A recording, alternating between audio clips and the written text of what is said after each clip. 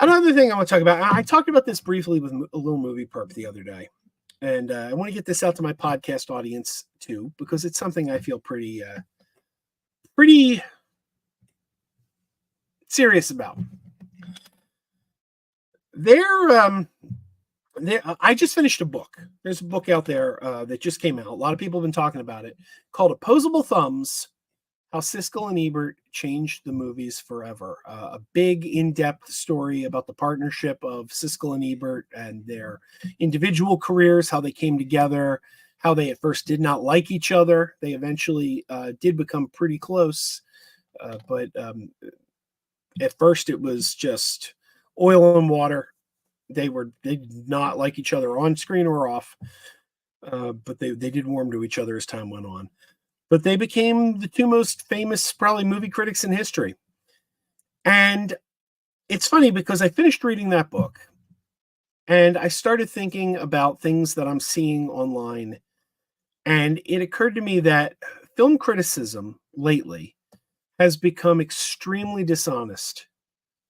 Disingenuous is the word I would use. Disingenuous, because people seem to have agendas, and they use those agendas to judge the movies and not actually the quality of the film. And a couple instances I've seen lately in this are James Gunn just announced some casting for Superman Legacy. And he announced his brother, Sean Gunn, is going to be playing Maxwell Lord going forward in the DC universe. Now, to those of you who don't know Maxwell Lord, he's a character that was created by Keith Giffen and J.M. DeMatteis back in 1987 for their run of Justice League International. And if you got the visual up there, that's Maxwell Lord. And he became the leader of the Justice League. He was the leader of the Justice League. He was the one who kind of spearheaded the Justice League getting international sanction from the UN, and he became their leader. Whereas he was the main leader, and then Martian Manhunter was kind of the field commander. Like if they were out in the field, Max wasn't a superhero; he's a businessman. So he was making all the decisions for the league, who joins the league. But in the field, they were following Martian Manhunter. Great character. Terrific character. I love Maxwell Lord, and I'm excited he's going to be in these movies. But a lot of people online started complaining because James Gunn cast his brother, and they started going, nepotism. And if you notice, if you look at the people who were making these complaints, they were people who were predisposed to hate James Gunn anyway, people who've been complaining about James Gunn for one reason or another.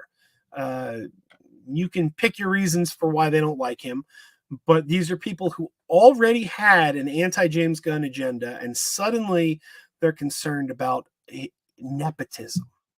How dare he cast his brother? And this is disingenuous. It is disingenuous. It is not honest.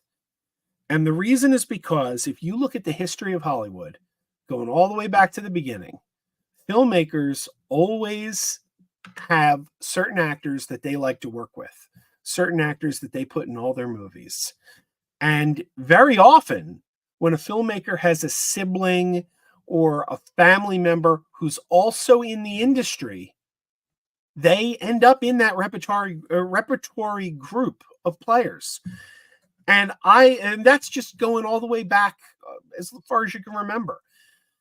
And I said, if you are complaining that James Gunn cast his brother, but you used to watch Laverne and Shirley, the old sitcom Laverne and Shirley, and never once complained that Gary Marshall, the creator of Laverne and Shirley, cast his sister as one of the two leads, if you never complained about that, but now you're complaining that James Gunn cast Sean Gunn, you are being dishonest with yourself and with your criticism. If you watched the Spider-Man movies directed by Sam Raimi and never once complained that Sam Raimi put his brother Ted Raimi in all those movies, Ted Raimi was also in the Evil Dead movies. Did you complain about that? Because if you didn't complain about that, if you liked those movies and did not complain, you're not being honest. If you love the Godfather trilogy, and have never once complained that Talia Shire, the sister of Francis Ford Coppola, was one of the main stars in the Godfather trilogy, but now you're complaining that Sean Gunn got cast, you're being dishonest. And I can go on and on and on. We can go on to Tim Burton, who always casts his girlfriends. Lisa Marie was the big-haired Martian girl in Mars Attacks. The Martian girl who just kept chewing gum with the big long beehive. That was Tim Burton's girlfriend. He eventually broke up with her, started dating Helena Bonham Carter. Suddenly she was in all his movies. She was in Planet of the Apes, and she was in, I don't know, was she in Charlie and the Chocolate? I don't know. She was in a lot of his movies after that. Sweeney Todd. So she started showing up in his movies. And Lil Movie Perp was telling me he's got a new girl he's dating. I don't know who she is. I don't remember. He told me. I forgot. But apparently she's in Beetlejuice too. So Tim Burton's still at it. He's still casting his girlfriend in all his movies. Has anyone complained about that? I haven't heard complaints. Maybe you've been complaining. I just didn't hear it. I don't know. But if you've never been complaining about it, but James Gunn casting his brother is suddenly a bridge too far, you're not being honest. Another thing that has come up in the past week. There was a meme online. Let me see if I can find a meme. There was a meme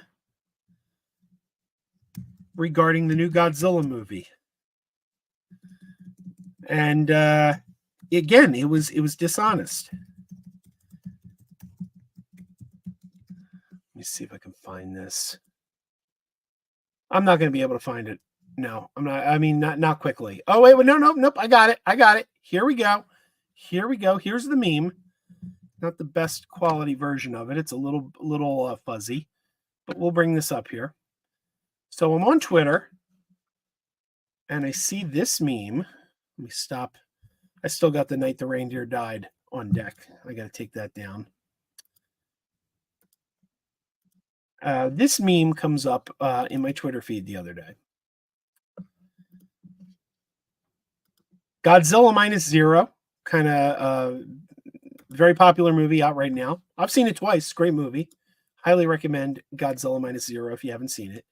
But this meme pops up now. If you're not watching the video, let me explain it to you. It shows an image of Godzilla. Again, this is a really fuzzy meme. I'm sorry, this is the best I could find on a Google search. But it shows an image of Godzilla from Godzilla -1.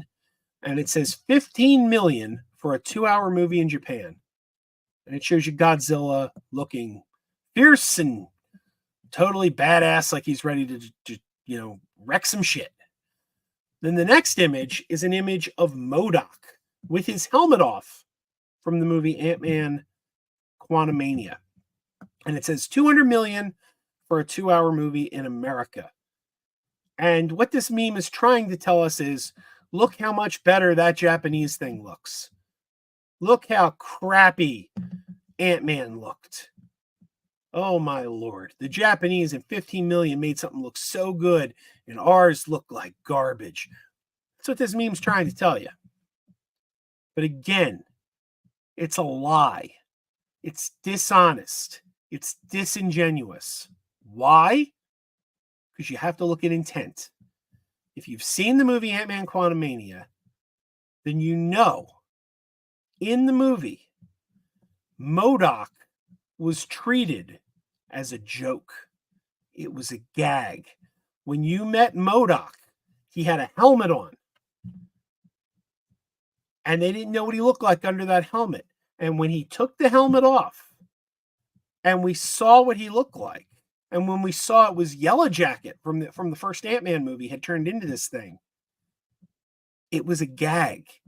And we were supposed to laugh at it. Now, we discussed this on Mac's stream the other day, and Max's response was, well, I didn't find it funny. Okay. Doesn't matter if you found it funny. That's another topic. Another topic is, was this joke funny or not? And you could say yay or nay. It was funny. It wasn't funny. That's a different topic. But the topic here is intent. And it was clearly intended to make you laugh. Now, look, I could watch The Three Stooges, and I could have a friend with me watching The Three Stooges, and we could be sitting watching The Three Stooges together, and he could laugh his ass off, and I'm not going to find it funny because I don't think The Three Stooges are funny. I just don't. A lot of people love The Three Stooges. I don't think they're funny. So they're going to be sitting there throwing pies at each other's face and poking each other in the eyes. He's going to be busting a gut laughing. I'm not, because I don't find it funny. But I also know that what they're doing is doing with the purpose of trying to make me laugh. I recognize that this is a gag. This is a joke. The intent is for me to laugh. I don't find it funny, but I know what the intent was. This Ant-Man, MODOK takes off his helmet and he looks silly. And the other characters comment in the movie, "Oh my God, what happened to you?" And it's a joke amongst the characters how ridiculous he looks. He's got these tiny little legs. Like, I mean, it's just goofy as shit. Because they want you to laugh. So you can't point to something intended to elicit laughter and say they screwed that up. I mean, are you really? You're either being dishonest or you're lying. One or the other. Well, that's the same thing. Yeah, excuse me. You're being dishonest or you're stupid. Those are your two options. You either recognize that this was a joke and that this wasn't supposed to look scary and menacing, and you're just putting this out there to try to put over the other thing, or you're really dumb. Like, if you're not lying and you really think this is fair, then you're really dumb, because you're basically saying you think the special effects artists were trying to make that character look scary or threatening or something else, and they failed. They were so bad at their job, they failed at the intent they were trying to put across. I mean, does anybody think that? Does anybody really think that these special effects artists didn't intend for MODOK to look exactly the way he looked in that movie? And like I told Max the other day on Max's stream, the joke wouldn't have worked if he didn't look goofy. And then Max said, well, it didn't work for me anyway. Okay, that's another topic.